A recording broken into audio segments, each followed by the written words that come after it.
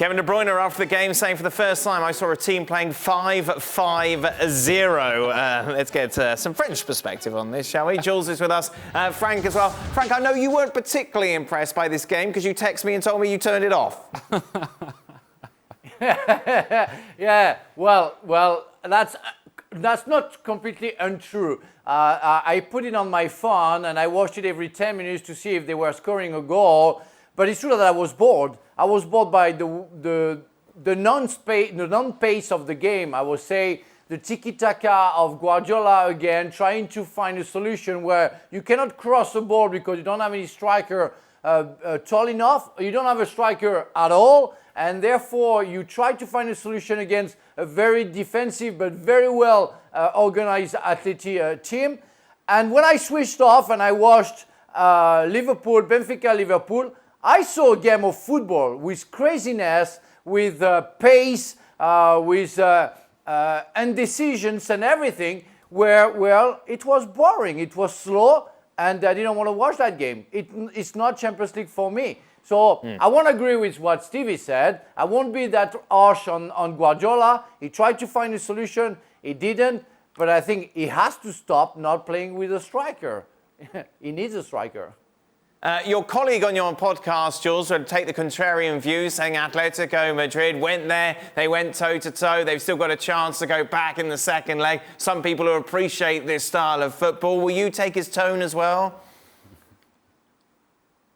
I mean, I struggle to believe that Gab actually, says that about. No, he didn't say it, Jules. But I know Gab. I know what he would do just a bit of counter argument because it's Gab.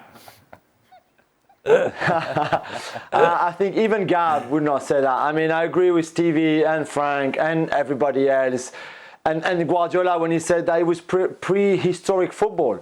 I mean, no one plays like this anymore. And I can give you a list of other teams like Wycombe, like Swindon, who actually went to the Etihad and played more attacking football than Atletico did. That scored a goal even. They had chances, they had shot on target, they had more possession than what Atleti showed us on Tuesday night, which I have to say was embarrassing. I thought at times it was an insult to football, considering as well the squad that Simone has at his disposal.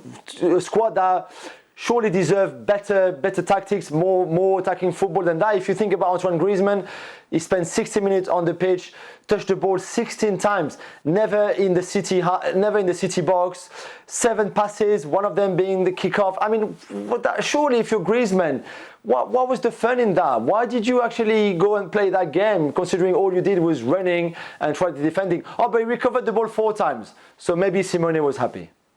Frank, from a defensive perspective, of course, you won the World Cup as a centre-back. Is there any part of you that admires the way in which they handled this game? Well, in a way, yes, because I think they have no other solution than doing that. Because I think it's the print of Simeone on that team for more than a decade, and he always did that. He always worked. And fans of Atleti seems to be happy with that. As a defender, yeah, I would be happy. But knowing that I could not do more than 0-0 will frustrate me. That's for sure. I want to have a chance to score 1 or 2 goals, and I will try to work with my strikers. I will try to cheer them up, but I will feel embarrassed for them. That's for sure.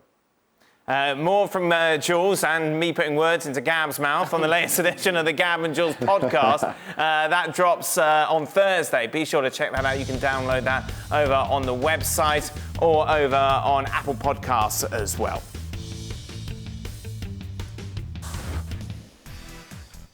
It is, of course, Manchester City against Liverpool this Sunday. A huge match as to who's going to go on and win the Premier League. Thanks so much for watching ESPN on YouTube. And for more sports highlights and analysis, be sure to download the ESPN app. And for premium content and live streaming, subscribe to ESPN+.